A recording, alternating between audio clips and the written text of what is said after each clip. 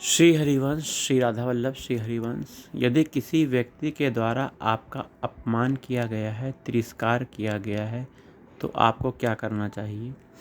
आध्यात्मिक मार्ग में चलते हुए व्यक्ति को जो भगवान की भक्ति कर रहा है, भगवान की प्राप्ति कर रहा है, वह भगवान की प्राप्ति करना चाह रहा है, तो उसे अपमान को सहना चाहिए।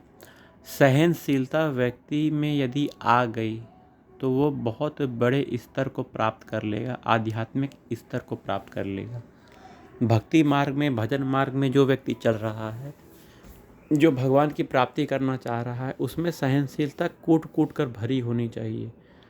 क्योंकि यदि किसी व्यक्ति के द्वारा कटु शब्द, अपमान से भरे हुए शब्द बोल दिए गए हैं और उसने उसका उत्तर दे दिया, तो वह संत महात्मा नहीं है, वह भगवान का भजन करने वाला अभी नहीं बना हुआ है, वह अभी बहुत निम्न स्तर में है। जिसने अपमान आपका किया है वह कौन है, जरा ध्यान से देखिए। वह शरीर तो अलग अलग है, लेकिन एक ही तत्व सब में व्याप्त हैं, वो भगवान ही हैं।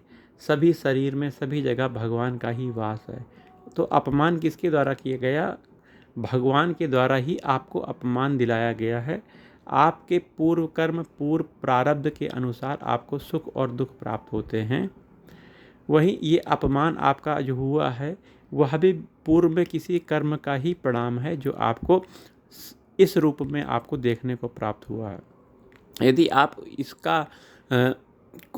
इस अपमान को सुनने के बाद क्रोध करोगे, लड़ाई झगड़ा करोगे, उत्तर दोगे, तो आपने सहनशीलता को ना धारण करते हुए विवेकहीनता का प्रदर्शन किया। आप भक्ति मार्ग के साधक नहीं कहलाओगे। आपको सहना है, जो सह गया वही बड़ा है, वही विजेता है। ये आध्यात्मिक मार्ग का नियम है।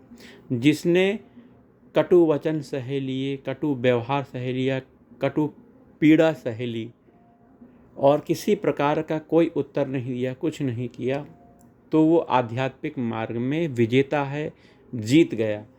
और ये सामान्य जो जीवन आप जी रहे हो, इसमें तो यही कहा जाता है कि किसी ने एक शब्द बोला है तो आप 10 शब्द सुनाओ, एक झापड़ मारा है तो आप 10 मारो। तो इस तरह ये सांसारिक नियम कहता है, लेकिन आध्यात्मिक नियम सहनशीलता के बारे में बताता है। यदि सहनशीलता नहीं होगी तो व्यक्ति आध्यात्मिक उन्नति नहीं कर सकता है। भगवान ही परीक्षा लेते हैं, भगवान ही देखते हैं कि मेरे भक्त में क्या स्थिति है, क्या वह सहनशील है। एक मटका बन रहा है तो मटके को भी ठोक कर, पीट कर देखा जाता है, कहीं क्रैक्स तो नहीं है, कहीं टूटन तो नहीं है। इसी प्रकार से यदि आप भगवान के भक्त हो तो भगवान भी तो चेक करेंगे ना कि ये मेरे लायक भक्त बना कि नहीं। तो यह प्रतिकूलता और विपरीत बोलने का प्रभाव आपके जीवन में दिया जाएगा, अपमान दिया जाएगा, है ना, आपका तिरस्कार दिया जाएगा। ये भगवान की तरफ से दिया जा रहा है, चेकिंग की जा रही है आपकी कि आपकी भक्ति का स्तर क्या है।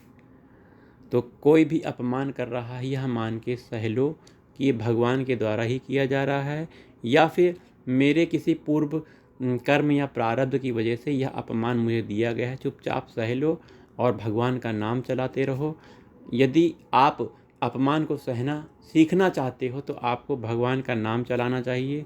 नाम के बल से आप अपमान को सह लोगे और किसी प्रकार का उत्तर नहीं दोगे। आध्यात्मिक बल ही आपको अपमान को सहना, तिरस्कार को सहने की शक्ति देगा। तो आध्यात्मिक बल भजन से प्राप्त होता है। खूब भजन करो। जय जय राधा वल्लभ श्री हरिवंश।